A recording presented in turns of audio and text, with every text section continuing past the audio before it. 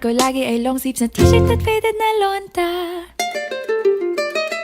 Pero noong makilala kita, nagbagong bigla ang aking timpla. Natutuwa ko na magpariban at mag-ahit ng kilay at least once a month. Hindi ko alam kung anong meron ka na sa akin ay nagpalambot ng bigla. Sinong mag-aakalang lalaki pala ang bibihag sa tulad kong tigring gala.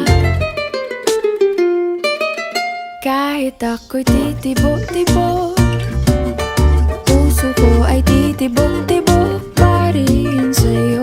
Isang halik mo lamang at ako ay tinatablan, at ang aking pagkababae ay nabubuhayan na para bang bulaklak na namumukadkad. Dahil alaga mo sa dilig at katamtamang sikat ng araw-araw mong pag-ibig sa aking buhay.